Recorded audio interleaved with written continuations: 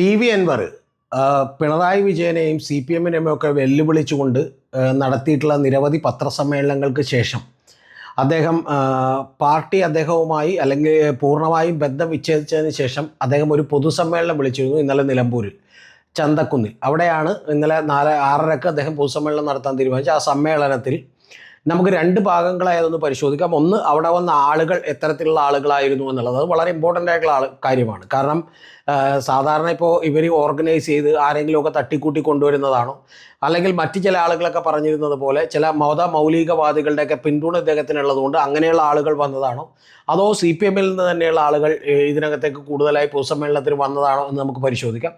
അതിനുശേഷം ഈ പൊതുസമ്മേളനത്തിൽ അദ്ദേഹം പറഞ്ഞിട്ടുള്ള കാര്യങ്ങളും അതിൽ പറ്റിയിട്ടുള്ള അതിലുണ്ടായിട്ടുള്ള ഗുണങ്ങളും ദോഷങ്ങളും എല്ലാം തന്നെ നമുക്ക് കൃത്യമായി ഒന്ന് പരിശോധിക്കാം. അങ്ങനെ ഒന്ന് വിശകലനം ചെയ്യുകയാണ് ആ പൊതുസമ്മേളനം മൊത്തത്തിൽ. സത്യത്തിൽ ഇന്നലെ ഏതാണ്ട് 4:30 ആയപ്പോൾ തന്നെ അവിടെ ഒരു 250-ലധികം ആളുകൾ വന്നിരുന്നു. അവിടെ ആദ്യം ഇട്ടിരുന്നത് ഒരു 50ഓളം വരുന്ന ചെയറുകളാണ്. അപ്പോൾ 50ഓളം വരുന്ന ചെയറുകൾ ഇട്ട് ഈ വണ്ടി വന്ന് താൽക്കാലികമായിട്ടുള്ള സ്റ്റേജൊക്കെ അവിടെ നിർമ്മിച്ചുകൊണ്ടിരിക്കുമ്പോൾ തന്നെ അവിടെ ഏതാണ്ട് 250ഓളം പേരുകൾ വരികയും പിന്നീട് കൂടുതൽ കസേരകൾ അങ്ങോട്ട് എത്തിക്കുകയും ഒക്കെയാണ് ചെയ്തത്. അപ്പോൾ അതിന് ശേഷം ഒരു തുടങ്ങിയത് 6:45 അന്നേരം അവിടെ പൂഴി വീഴാൻ പോലും, അതായത് നമ്മളൊരു ആകാശത്തേക്ക് മണ്ണെടുത്തെറിഞ്ഞാൽ താഴെ വീഴാത്തൊരവസ്ഥയിൽ ജനങ്ങളെ കൊണ്ട് നിറഞ്ഞിരുന്നു. ഏതാണ്ട് ഒരു 5000-ലധികം പേർ അവിടെ തിങ്ങി നിറഞ്ഞ് നിൽക്കുകയാണ് ചെയ്തിട്ടുള്ളത്. 4 കിലോമീറ്ററുകളോളം ട്രാഫിക്കൊക്കെ ബ്ലോക്ക് ഉണ്ടായി. പിന്നെ പോലീസൊക്കെ ഒരുപാട് പണിപ്പെട്ടാണ് ചോദിച്ചത്. എന്ന് പറഞ്ഞാൽ ആളുകളുണ്ടായി എന്നുള്ളത് വാസ്തവമാണ്. രണ്ടാമത്തെ ഏറ്റവും പ്രധാനപ്പെട്ട കാര്യം എന്ന് പറയുന്നത്, അതാണ് ഏറ്റവും പ്രധാനപ്പെട്ടത്. കാരണം എത്തരത്തിലുള്ള ആളുകളാണ് അങ്ങോട്ട് വന്നത് എന്ന് നമ്മളൊന്ന് പരിശോധിക്കണം. ഈ 4:30 മുതൽ ആളുകൾ എത്തിയപ്പോൾ ഏതാണ്ട് വന്നിട്ടുള്ള അതേവരെ വന്നിട്ടുള്ള ഒരു 4:30-5 മണി വരെ വന്നിട്ടുള്ള ആളുകളൊക്കെ തന്നെ കണ്ട് അവരേത് പശ്ചാത്തലമുള്ളവരാണ്, ഏത് രാഷ്ട്രീയ പാർട്ടിയിൽ വിശ്വസിച്ചിരുന്നവരാണെന്നൊക്കെ കൃത്യമായി ചോദിക്കാൻ നമ്മുടെ മാധ്യമങ്ങൾക്ക് കഴിഞ്ഞിരുന്നു. ആ മാധ്യമങ്ങളെല്ലാവരും തന്നെ കേരള ചരിത്രത്തിൽ തന്നെ അഭൂതപൂർവമായി ഇന്നലെ എല്ലാ മാധ്യമങ്ങളും എല്ലാ ചാനലുകളും തന്നെ ലൈവായി ഈ പി.വി. അൻവറിൻ്റെ ഈ പൊതുസമ്മേളനം അങ്ങനെ തന്നെ ടെലികാസ്റ്റ് ചെയ്തിരുന്നു. അപ്പോൾ ആ ടെലികാസ്റ്റ് ചെയ്യുന്നതിന് മുമ്പ് ഈ പറഞ്ഞ എത്തിയിട്ടുള്ള ആളുകളോടെല്ലാം ഇവരോരോരുത്തരും 24 ന്യൂസും റിപ്പോർട്ടർ TV-യും ഏഷ്യാനെറ്റും അതുപോലെ തന്നെ മറ്റ് നിരവധി ചാനലുകളെല്ലാവരും തന്നെ ഈ ഓരോരുത്തരോടായിട്ട് ഇത് എവിടെ നിന്നാണ് എത്തിയെന്നുള്ള അഭിപ്രായങ്ങൾ ചോദിച്ചു. ആ അഭിപ്രായത്തിൽ നമുക്ക് മനസ്സിലാവുന്ന ഒരു കാര്യം എന്ന് പറയുന്നത്, ഒരു 60-70% പേര് നിരവധി പാർട്ടികളിൽ നിന്ന് എത്തിയവരാണ് എന്ന് പറഞ്ഞാൽ ഒരാളോട് ചോദിക്കുമ്പോൾ അദ്ദേഹം പറയുന്നത് DYFIയുടെ ഒരു ചെറുപ്പക്കാരനാണ്, DYFIയുടെ യൂണിറ്റ് സെക്രട്ടറിയാണ്, പാർട്ടി മെമ്പറാണ്, പാർട്ടി എന്ത് നടപടി എടുത്താലും എനിക്ക് കുഴപ്പമില്ല, പി.വി. അൻവർ പറയുന്നത് സത്യസന്ധമായ കാര്യങ്ങളാണ്, അതുകൊണ്ട് ഞാൻ വന്നതാണെന്നാണ് പറഞ്ഞത്. പിന്നെ ചില ആളുകൾ ഇതുപോലെ തന്നെ ബ്രാഞ്ച് ചോദിക്കുമ്പോൾ CPM-ൽ തന്നെ വിശ്വസിക്കുന്ന ആളുകളാണ്, ചിലർ അനുഭാവികളാണ്, ചിലർ ഒരു കൊല്ലം മുമ്പ് നിർത്തിയതാണ്. പക്ഷേ ബ്രാഞ്ചിൽ നിന്ന് മെമ്പർമാരായിട്ടുള്ള ആളുകൾ തന്നെ വന്നിട്ടുണ്ട്. അതിൽ തന്നെ എന്നെ അത്ഭുതപ്പെടുത്തിയ ഒരു കാര്യം, സാധാരണ CPM-ൻ്റെ ബ്രാഞ്ചിൽ നിന്നൊക്കെ വന്നാൽ ഒന്ന് അവർ മുഖം കാണിക്കില്ല മാധ്യമങ്ങൾക്ക്, രണ്ടാമത്തെ കാര്യം അവർ എവിടെ നിന്നാണെന്ന് വളരെ ശക്തിയായി പറയാറില്ല. പക്ഷേ ഇതൊക്കെ തന്നെ അവർ വളരെ വ്യക്തമായി, ഞാൻ ഇങ്ങനെ ബ്രാഞ്ചിൽ നിന്ന് ഇത്ര കാലമായി വർക്ക് ചെയ്യുന്നതാണ്, ഞാൻ അവിടെ നിന്ന് വരുന്നതാണ്, പാർട്ടി നടപടി എടുത്താലും കുഴപ്പമില്ല എന്നുള്ളവർക്ക് നിരവധി ആളുകൾ അഭിപ്രായം പറയുന്ന ഒരു കാര്യമുണ്ടായി. അതിനുശേഷം നമ്മൾ കണ്ടത് കോൺഗ്രസിൻ്റെയും മുസ്ലിം ലീഗിൻ്റെയും അതുപോലെ INL-ൻ്റെയും ഒക്കെ ആളുകളൊക്കെ തന്നെ അതിനകത്ത് പങ്കെടുക്കുന്നതാണ്. അതിൽ INL-ൻ്റെ ആൾ പറയുന്നത് അദ്ദേഹം ഒരു മണ്ഡലത്തിൻ്റെ ഭാരവാഹിയാണ്, അദ്ദേഹം സംസ്ഥാന പ്രസിഡന്റിനെ തന്നെ അറിയിച്ചു ഇങ്ങനെ പോകുന്നുണ്ടെന്ന്. അപ്പോൾ ഇനി INL എന്ത് നടപടി എടുത്താലും കുഴപ്പമില്ലെന്നാണ് അദ്ദേഹം പറയുന്നത്. INL-ഒക്കെ ചെറിയ പാർട്ടിയാണല്ലോ. അപ്പോൾ സംസ്ഥാന പ്രസിഡന്റ് പറഞ്ഞ വാചകമാണ് എനിക്ക് ഇഷ്ടപ്പെട്ടത്, കൊടിയൊന്നുമായിട്ട് പോകല്ലേ, അല്ലാതെ പോയിക്കോ എന്നുള്ളതാണ് പറഞ്ഞത്. എന്ന് പറഞ്ഞാൽ ആ പാർട്ടിയുടെ പ്രസിഡന്റിന് പോലും വേറൊരു പൊതുസമ്മേളനത്തിന് പോകുന്നതിൽ യാതൊരു എതിർപ്പുമില്ല, വളരെ സഹിഷ്ണുതയുള്ള ഒരു പാർട്ടിയാണ്. അപ്പോൾ ഇങ്ങനെ നിരവധി ആളുകൾ അതിനകത്ത് ഏറ്റവും ആദ്യം തന്നെ വന്ന് നിറഞ്ഞിരുന്നു. ഇതിൽ തന്നെ ഏറ്റവും പ്രധാനപ്പെട്ട കാര്യം, നിലമ്പൂരിൽ നിന്ന് മാത്രമല്ല, മലപ്പുറത്തു നിന്ന് മാത്രമല്ല, പാലക്കാട് നിന്നും വയനാട് നിന്നും കോഴിക്കോട് നിന്നൊക്കെയുള്ള നിരവധി ആളുകൾ വണ്ടിയെടുത്ത് കൂട്ടമായിട്ട് അങ്ങോട്ട് വന്നിരുന്നു. ഇവരാരും തന്നെ ഒരു നമ്മൾ 1000 രൂപയും ബിരിയാണി കൊടുക്കാമെന്ന് പറഞ്ഞു വന്നവരല്ല, ഓർഗനൈസ്ഡ് ആയിട്ടും വന്നവരല്ല. ഇവരെല്ലാവരും പി.വി. അൻവറിൻ്റെ പത്രസമ്മേളനങ്ങൾ കേട്ടെത്തിയവരാണ്. പിന്നെ ഒരു 30% വരുന്ന ആളുകൾ വളരെ രാഷ്ട്രീയ അവബോധമുള്ള, ഈ പറഞ്ഞ ആളുകളൊക്കെ തന്നെ രാഷ്ട്രീയ ബോധമുള്ള ആളുകളാണ്. ബാക്കിയുള്ള 30% വരുന്ന ആളുകൾ പി.വി. അൻവർ എന്താണ് പറയുന്നതെന്ന് കേൾക്കട്ടെ എന്ന് പറഞ്ഞുകൊണ്ടാണ് അവർ വന്നത്. ഒന്നും തീരുമാനിച്ചിട്ടില്ല എന്ന് പറഞ്ഞുകൊണ്ടാണ്. മറ്റു നിരവധി ആളുകൾ പി.വി. അൻവർ പാർട്ടി ഉണ്ടാക്കിയാൽ ഞങ്ങൾ കൂടെ നിൽക്കുമെന്നാണ് പറഞ്ഞത്. പക്ഷേ ഇവരിൽ എല്ലാവരും തന്നെ ഏകകണ്ഠമായി പറഞ്ഞൊരു കാര്യമുണ്ട്. ആ പറഞ്ഞ കാര്യം എന്ന് പറയുന്നത്, ഈ പി.വി. അൻവർ എന്ന് പറയുന്ന ഒരാൾ ഉയർത്തുന്ന ചോദ്യങ്ങൾക്ക് എന്താണ് മറുപടി ഇല്ലാത്തത് എന്നാണ് ചോദിക്കുന്നത്. പി.വി. അൻവർ ചോദിക്കുന്ന ചോദ്യങ്ങൾ നിങ്ങൾ ഓർക്കുന്നുണ്ടാവുമല്ലോ. 188 വരുന്ന കേസുകൾ പോലീസ് പിടിച്ചെടുത്തതുമായി ബന്ധപ്പെട്ട് അവിടെയുണ്ട്. അപ്പോൾ അതിൽ നിന്ന് പോലീസ് മുഖ്യ സ്വർണ്ണത്തെക്കുറിച്ച് ഒരു ജുഡീഷ്യൽ അന്വേഷണം പ്രഖ്യാപിക്കാൻ ധൈര്യമുണ്ടോ എന്നാണ് ചോദിച്ചത്. അപ്പോൾ ഇത് ചോദിക്കുമ്പോൾ ചില ആളുകൾ പറയുന്നത് PV അൻവർ ഈ സ്വർണം ഇങ്ങനെ പിടിക്കുന്നതിലുള്ള ബുദ്ധിമുട്ട് കൊണ്ടാണെന്നാണ്. അപ്പോൾ PV അൻവർ പറയുന്നത് അതും കൂടി നിങ്ങൾ ജുഡീഷ്യൽ അന്വേഷണത്തിൽ പെടുത്തിക്കോ എന്നുള്ളതാണ്. അപ്പോൾ ഇത്തരം ചോദ്യങ്ങൾക്കൊന്നും മറുപടിയില്ല എന്നുള്ളത് CPM-നകത്തൊക്കെ തന്നെ ഉണ്ടാക്കിയിട്ടുള്ള പ്രതിസന്ധി എത്രത്തോളമാണ് എന്നുള്ളത് ഇന്നലത്തെ പൊതുസമ്മേളനം കണ്ടാൽ നമുക്ക് മനസ്സിലാവും. പിന്നീട് നമ്മൾ നോക്കുമ്പോൾ കാണുന്നത് ആയിരങ്ങളായി മാറുന്നതാണ്. ഏതാണ്ട് 5000-ലധികം വരുന്ന ആളുകൾ തിങ്ങി നിറഞ്ഞു നിൽക്കുന്നതാണ്. അവരുടെ ഉള്ളിൽ ഈ PV അൻവറിനോടുള്ള ഒരു വീരാരാധന കൂടിയിട്ട് അദ്ദേഹം വരുമ്പോൾ ഒന്ന് തൊടാനും അവർ സംസാരിക്കാനും അതുപോലെ അദ്ദേഹത്തിൻ്റെ കയ്യിൽ പിടിക്കാനും ഒക്കെ നിരവധി ആളുകൾ തയ്യാറാകുന്നു. അതുകൊണ്ട് അദ്ദേഹത്തിന് സ്റ്റേജിലേക്ക് പോലും എത്താൻ ബുദ്ധിമുട്ടുന്നൊരു കാഴ്ചയാണ് നമ്മൾ കണ്ടത്. എന്ന് പറഞ്ഞാൽ വളരെ നിസ്സംശയം ഞാൻ പറയാം, കേരളത്തിൻ്റെ ഒരു പൊതുമനസ്സ് PV അൻവറിനോടൊപ്പം ഇപ്പം നിൽക്കുന്നു. അദ്ദേഹം ഉയർത്തിയിട്ടുള്ള ഈ വിഷയങ്ങൾ, അദ്ദേഹത്തിൻ്റെ ഭൂതകാലവും എന്തു തന്നെയാണെങ്കിലും ഈ വിഷയത്തിൽ അദ്ദേഹത്തിൻ്റെ നിലപാടുകൾ ശരിയാണെന്ന് പൊതുസമൂഹം വിചാരിക്കുന്നു. അത് കാണാൻ ആളുകൾ ഉണ്ടാവുന്നു. ഈ 5000 പേര് മാത്രമല്ല, ഇത് കാണാൻ ആളുണ്ടാകും എന്ന് തീർച്ചയായും അറിയാവുന്നത് കൊണ്ടാണ് മാധ്യമങ്ങളെല്ലാവരും തന്നെ, മീഡിയകളെല്ലാവരും തന്നെ ഇത് ലൈവ് ടെലികാസ്റ്റായി എല്ലാ വൈകുന്നേരത്തെ ചർച്ചകളും മാറ്റിവെച്ചുകൊണ്ട് സംപ്രേഷണം ചെയ്തതെന്ന് സമ്മതിക്കാതെ വയ്യ. അതിനുശേഷം CPM-ൻ്റെ ഒരു മുൻ ഏരിയ കമ്മിറ്റി മെമ്പറും അതുപോലെ ലോക്കൽ കമ്മിറ്റി മെമ്പറും പിന്നീട് അവിടുത്തെ ഒരു പഞ്ചായത്തിൻ്റെ പ്രസിഡൻറ്റും ഒക്കെ ആയിട്ടുള്ള EA സുഗു വന്നിട്ടാണ് ഇതിന് സ്വാഗതം പറയുന്നത്. അപ്പോൾ ആ സ്വാഗതം പറഞ്ഞതിന് ശേഷം PV അൻവർ അങ്ങോട്ട് പ്രസംഗിക്കുന്നുണ്ട്. ആ സ്വാഗതം പറയുമ്പോഴൊക്കെ ഒരു വലിയ കാര്യമുണ്ട്.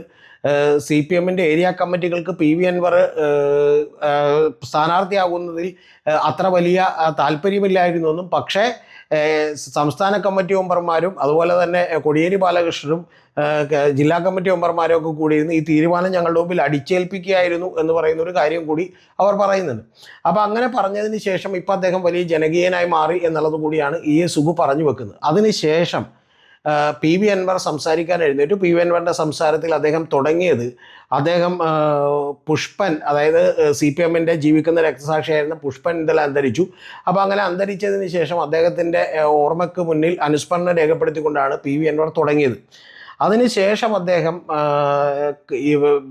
ഓം ശാന്തി എന്ന് പറഞ്ഞുകൊണ്ട് ഹിന്ദു മതങ്ങളെയും അതുപോലെ തന്നെ കർത്താവിനെക്കുറിച്ച് പറഞ്ഞുകൊണ്ട് ക്രിസ്ത്യൻസിനെയും അതുപോലെ അള്ളാവിനെയും ഒക്കെ ഒരുപോലെ അദ്ദേഹം പറഞ്ഞുകൊണ്ടാണ് എന്ന് പറഞ്ഞാൽ അനുസ്മരിച്ചുകൊണ്ടാണ് ഈ പ്രസംഗം തുടങ്ങുന്നത്. പിന്നീട് അദ്ദേഹത്തിൻ്റെ കുടുംബ പശ്ചാത്തലം വിവരിക്കുകയാണ്. എൻ്റെ അമ്മയ്ക്ക് 14 കുട്ടികളുണ്ടായിരുന്നു എന്നും, അപ്പോൾ എല്ലാവർക്കും ഇത് മുല കൊടുക്കാൻ കഴിഞ്ഞില്ലെന്നും, പകരം മുല കുടിച്ചതൊക്കെ ഈ ചേട്ടനും അതുപോലെ അൻവറും ഒക്കെ തന്നെ 10 സിസ്റ്റേഴ്സാണ്, ഇവരൊക്കെ മുല കുടിച്ചത് ഈ പറഞ്ഞ ഹിന്ദു സ്ത്രീകളുടെ ആണെന്ന് പറഞ്ഞ് അദ്ദേഹം നിരവധി പേരുകൾ പറയുന്നു. അപ്പോൾ അത്തരത്തിൽ അദ്ദേഹത്തിൻ്റെ പൈതൃകത്തെക്കുറിച്ച് അദ്ദേഹത്തിൻ്റെ ഫാദറും അതുപോലെ ഗ്രാൻഡ് ഫാദറും ഒക്കെ സ്വാതന്ത്ര്യ സമരത്തിൽ പങ്കെടുത്തതും ഒരു തരത്തിലും ഒരു വർഗീയമായി അദ്ദേഹം ചിന്തിക്കാത്ത ആളാണ് എന്നുള്ളതുമൊക്കെ അദ്ദേഹം വളരെ കൃത്യമായി വളരെ പ്ലാൻഡ് ആയിട്ടുള്ള ഒരു പ്രസംഗത്തിൻ്റെ മാതൃകയിൽ നടത്തുന്നു. അങ്ങനെ നടത്തി കഴിഞ്ഞതിന് ശേഷം നമുക്കറിയാം, ആകെ അദ്ദേഹം കുറച്ചുകൂടി ആഞ്ഞടിച്ചത് നമ്മുടെ അവിടുത്തെ മലപ്പുറത്തെ ജില്ലാ സെക്രട്ടറി ആയിട്ടുള്ള CPM-ൻ്റെ ജില്ലാ സെക്രട്ടറിക്കെതിരെ മാത്രമാണ്. അദ്ദേഹത്തിൻ്റെ ഫാദർ ഏതോ സർക്കസ് കമ്പനി നടത്തിയിരുന്നെന്നും, ആ സർക്കസ് കമ്പനി നടത്തിയിരുന്നപ്പോൾ പലപ്പോഴും 10-15 മിനിറ്റ് കോമാളിയായിട്ട് അഭിനയിച്ചത് ഫാദറാണെന്നും, അപ്പോൾ ആ ഓർമ്മയിലായിരിക്കാം ഈ പറയുന്ന മലപ്പുറത്തെ ജില്ലാ സെക്രട്ടറി തന്നെ കോമാളി എന്ന് വിളിച്ചത് എന്നുമൊക്കെ പറഞ്ഞുകൊണ്ട് അദ്ദേഹം അങ്ങേയറ്റം പരിഹസിക്കുകയും ആഞ്ഞടിക്കുകയും അദ്ദേഹം RSSകാരനാണെന്നും സംഘപരിവാരകാരനാണെന്നും വലിയ വർഗീയവാദിയാണെന്നുമൊക്കെ അദ്ദേഹം പറഞ്ഞു വെച്ചു. എന്ന് പറഞ്ഞാൽ ഞാൻ 5 നേരം നിസ്കരിക്കുന്നത് കേട്ടിട്ട് അദ്ദേഹത്തിന് ബുദ്ധിമുട്ടുണ്ടായ ഒരാളാണെന്നുമൊക്കെ പറഞ്ഞു വെക്കുകയാണ് ചെയ്തിട്ടുള്ളത്. പക്ഷേ മറ്റ് കാര്യങ്ങളൊക്കെ തന്നെ പഴയ കാര്യങ്ങൾ, അദ്ദേഹം പത്രസമ്മേളനത്തിൽ പറഞ്ഞ കാര്യങ്ങൾ ഒരിക്കൽ കൂടി അസേർട്ടീവായി വളരെ കൃത്യമായി അവിടെ ആവർത്തിക്കുക മാത്രമാണ് അദ്ദേഹം ചെയ്തത്. പുതിയതായിട്ട് ഒരു കാര്യങ്ങളും പറഞ്ഞില്ല എന്നുള്ളത് ആ പ്രസംഗത്തിൻ്റെ ഒരു പോരായ്മയാണ്. ഒന്ന്, കാരണം പുതിയ കാര്യങ്ങൾ പലതും ആളുകൾ പ്രതീക്ഷിച്ചിരുന്നു, അതുകൊണ്ടാണ്. രണ്ടാമത്തെ ഏറ്റവും പ്രധാനപ്പെട്ട കാര്യമെന്ന് പറയുന്നത്, അദ്ദേഹത്തിൻ്റെ പത്രസമ്മേളനങ്ങളിൽ കണ്ടെത്തമുള്ള ഒരു ആവേശവും ആഞ്ഞടിക്കലും, ഒരുപക്ഷെ കുറച്ചുകൂടി തീവ്രമായ വാക്കുകളും ആഞ്ഞടിക്കലുമൊക്കെ പിണറായി വിജയൻ ഗവൺമെൻറ്റിനെ കുറിച്ച് എതിരെ നമ്മൾ പ്രതീക്ഷിച്ചിരുന്നുവെങ്കിൽ അതും ഉണ്ടായില്ല. അവിടെ സ്ക്രീനൊക്കെ കൊണ്ടുവന്ന് വെച്ചിരുന്നു. ആ സ്ക്രീനിലും ഉറപ്പായിട്ടും ചില കാര്യങ്ങളൊക്കെ കാണിക്കാൻ അദ്ദേഹം ഉദ്ദേശിച്ചിരുന്നു. പക്ഷെ അതൊക്കെ ആളുകൾ ഈ വയറുകളിലൊക്കെ ചവിട്ടിയത് കൊണ്ടും ആളുകളുടെ ജനബാഹുല്യം കൊണ്ടുമൊക്കെ തന്നെ അതൊന്നും കൃത്യമായി വർക്ക് ചെയ്തില്ല. മൈക്ക് തന്നെ ഏതാണ്ട് പലതവണ ഓഫാകുകയൊക്കെയാണ് ഉണ്ടായത്. പിന്നെ അദ്ദേഹം സ്വതവേ സാധാരണ ചെയ്യുന്നത് പോലെ തന്നെ മറുനാടൻ ഷാജൻ സ്കറിയക്കെതിരെയും ഒക്കെ ആഞ്ഞടിച്ചു. പക്ഷെ അതിൽ അദ്ദേഹം ചില ഈ പ്രസംഗത്തിൽ ചില പോയിന്റുകളൊക്കെ അദ്ദേഹം വളരെ കൃത്യമായി പറഞ്ഞിരുന്നു. എന്ന് പറഞ്ഞാൽ ഒരു മതവർഗീയത വരുന്നത് മൊബൈൽ ഫോണുകളിലൂടെയാണെന്നും നമ്മുടെ ചെറുപ്പക്കാരായിട്ടുള്ള ആളുകളൊക്കെ ഈ ഫോണുകളിൽ വളരെ കൃത്യമായി അഡിക്റ്റ് ആയിക്കൊണ്ടിരിക്കുകയാണെന്നും US അടുത്ത് നിൽക്കുന്ന രീതിയിൽ ഏതാണ്ട് ഫ്രീ ആയി ഇൻ്റർനെറ്റ് കിട്ടുന്ന ഒരു രാജ്യം ഇന്ത്യയാണെന്നും അത് ഇന്ത്യയിലെ ജനങ്ങളെ മുഴുവൻ ഇത്തരത്തിൽ ഡാൻസും ഈ ഫുഡും അതുപോലെ പലതും ഒക്കെ കഴിച്ചുകൊണ്ട് അതിൽ മാത്രം താല്പര്യമുണ്ടാക്കുന്ന ആളുകളാക്കി മാറ്റുകയാണെന്നും അങ്ങനെയുള്ളൊരു നിഷ്ക്രിയത്വമുള്ള ഒരു ജനതയെ സൃഷ്ടിച്ചുകൊണ്ട് അവരവരുടെ പല അജണ്ടകളും ഒക്കെ നടപ്പിലാക്കുകയാണെന്നും ഒക്കെ അദ്ദേഹം വളരെ കൃത്യമായി പറഞ്ഞിരുന്നു. അപ്പോൾ അതുകൂടാതെ അദ്ദേഹം ഇത് ഉണ്ടാക്കുന്ന ശാരീരികമായിട്ടുള്ള മാനസികമായിട്ടുള്ള പ്രശ്നങ്ങളെക്കുറിച്ചുമൊക്കെ പറഞ്ഞിരുന്നു. കാരണം നമ്മുടെ യുവജനങ്ങൾ ഇത്തരത്തിൽ വലിയ അൺഹെൽത്തി ആയിട്ടുള്ള രീതിയിൽ ഭക്ഷണം കഴിക്കുകയൊക്കെ ചെയ്യുകയാണെന്നുള്ള കാര്യങ്ങളടക്കം പറഞ്ഞുകൊണ്ടും മറ്റ് നിരവധി ആരോപണങ്ങൾ നേരത്തെ അദ്ദേഹം ഉന്നയിച്ചിട്ടുള്ള MR അജിത് കുമാറിനും പിണറായി വിജയനും PCCക്കും എതിരെയൊക്കെ ഉന്നയിച്ചിട്ടുള്ള നിരവധി ആരോപണങ്ങളൊക്കെ പറഞ്ഞുകൊണ്ടാണ് അദ്ദേഹം ആ പ്രസംഗം വളരെ നടത്തിക്കൊണ്ടിരുന്നത്. ഞാൻ വിചാരിക്കുന്ന ഒരു കാര്യം ആ പ്രസംഗത്തിൽ പക്ഷേ നേരത്തെ പറഞ്ഞ ഈ 2 എലമെൻറ്റ്സ്, ഒന്ന് പുതിയതായിട്ടൊന്നും പറഞ്ഞില്ല എന്നുള്ളതും രണ്ടാമത്തത് കുറച്ചുകൂടി ആവേശത്തോടു കൂടി പ്രസംഗിക്കേണ്ടതായിരുന്നു. ഇതിന് രണ്ടിനും കഴിയാതെ പോയതിൻ്റെ കാര്യം സ്റ്റേജിൽ തന്നെ വലിയ തിരക്കായിരുന്നു, പലപ്പോഴും മൈക്ക് ഓഫാകുന്ന സ്ഥിതി ഉണ്ടായിരുന്നു. അപ്പോൾ ഇതെല്ലാം അദ്ദേഹത്തിൻ്റെ ഒരു ഫ്ലോയിനെ വല്ലാതെ ഡിസ്റ്റർബ് ചെയ്തു എന്ന് തന്നെയാണ് ഞാൻ വിചാരിക്കുന്നത്. പക്ഷേ ഇതെന്തൊക്കെ തന്നെയാണെങ്കിലും ശരി, ഒരു കാര്യം 100% ഉറപ്പാണ്, അവിടെ വന്നത് മതമൗലികവാദികളോ അല്ലെങ്കിൽ PV അൻവർ ഏർപ്പെടുത്തിയിട്ടുള്ള ആളുകളോ ഒന്നുമല്ല വന്നത്. പകരം ഒരു പൊതുസമൂഹത്തിൻ്റെ പരിച്ഛേദം തന്നെയാണ് ആ സമ്മേളന നഗരിയിലേക്ക് ഒഴുകിയെത്തിയത്. ഈ ഒഴുകിയെത്തിയതിനേക്കാൾ കൂടുതൽ ലക്ഷക്കണക്കിന് ആളുകൾ ഇന്നലെ മാധ്യമങ്ങളിലൂടെ ഈ ലൈവ് കാണുകയും ചെയ്തു എന്ന് തന്നെയാണ് ഞാൻ വിചാരിക്കുന്നത്. അതുകൊണ്ട് PV അൻവറിൻ്റെ ജനപിന്തുണ കൂടിക്കൊണ്ടിരിക്കുകയാണ്. ഇന്ന് അദ്ദേഹം വീണ്ടും കോഴിക്കോട്ട് ചെന്ന് പ്രസംഗിക്കുന്നുണ്ട്. എന്തായി അവിടെ മാമി തിരോധാനത്തെക്കുറിച്ച് അദ്ദേഹം നിരവധി കാര്യങ്ങൾ വിശദീകരിക്കാനാണ് പോകുന്നത്. അപ്പോൾ എന്താണെങ്കിലും ഈ പറയുന്ന ഒരു കാര്യം, അതായത് ഈ നെക്സസിനെ കുറിച്ചും രാഷ്ട്രീയ പാർട്ടികൾ തമ്മിൽ ഉണ്ടാക്കിയിട്ടുള്ള ഒരു അവിശുദ്ധ ബന്ധത്തെക്കുറിച്ചും അവിശുദ്ധ ബന്ധം പൊളിക്കാൻ ഇവിടുത്തെ യുവാക്കൾ തയ്യാറായില്ലെങ്കിൽ ഈ നാട് വലിയ നരകത്തിലേക്കാണ്, വലിയ പ്രശ്നത്തിലേക്കാണ് പോകുന്നത് എന്ന് യുവജനങ്ങളെ അദ്ദേഹം ഓർപ്പിക്കുകയാണ് ചെയ്യുന്നത്. ഞാൻ ഉണ്ടെങ്കിലും ഇല്ലെങ്കിലും നിങ്ങൾ ഈ പറയുന്ന കാര്യം, ഈ അദ്ദേഹം ഉയർത്തുന്ന പ്രശ്നങ്ങൾ മുന്നോട്ട് കൊണ്ടുപോകണമെന്നും അല്ലെങ്കിൽ ഈ നാട് കുട്ടിച്ചോറായി പോകുമെന്നും, ഒരുപക്ഷെ അദ്ദേഹം പാർട്ടിയൊന്നും ഉണ്ടാക്കുന്നില്ല, പക്ഷേ ഈ ജനങ്ങളൊക്കെ കൂടി ഇത്തരത്തിലൊരു പാർട്ടി ഉണ്ടാക്കണമെന്ന് വിചാരിച്ചാൽ അതിൻ്റെ പുറകിൽ ഞാനും കൂടി ഉണ്ടാകും എന്നാണ് അദ്ദേഹം പറയുന്നത്. അപ്പോൾ അത്തരത്തിലൊരു ആം ആദ്മി പാർട്ടിയൊക്കെ ചെയ്ത പോലെ അദ്ദേഹം ഒരു ഗൂഗിൾ ഫോം പുറത്തിറക്കിയിട്ടുണ്ട്. അവരുടെ കയ്യിൽ നിന്നൊക്കെ പിന്തുണ നേടിക്കൊണ്ട് മുന്നോട്ട് പോകാൻ തീരുമാനിക്കുന്നു എന്നാണ് ഞാൻ വിചാരിക്കുന്നത്. ഒരുപക്ഷെ അദ്ദേഹത്തിൻ്റെ കഴിഞ്ഞ ഭൂതകാലത്ത് അല്ലെങ്കിൽ അദ്ദേഹത്തിൻ്റെ പല ബിസിനസ് താല്പര്യങ്ങളും അദ്ദേഹത്തിനെ കുറിച്ച് കേട്ട കഥകൾ എല്ലാത്തിനെയും റദ്ദ് ചെയ്തുകൊണ്ട് യഥാർത്ഥത്തിൽ ഒരു പുതിയ PV അൻവർ എന്ന് പറയുന്ന ഒരു മനുഷ്യൻ്റെ ഇമേജ് കേരളത്തിൽ ബിൽഡ് ചെയ്തിരിക്കുന്നു എന്നുള്ള കാര്യത്തിൽ ഒരു സംശയവുമില്ല. അദ്ദേഹത്തിൻ്റെ ജനപിന്തുണ കൂടിക്കൊണ്ടിരിക്കുകയാണ് എന്നുള്ള കാര്യത്തിലും എനിക്ക് തർക്കമില്ല.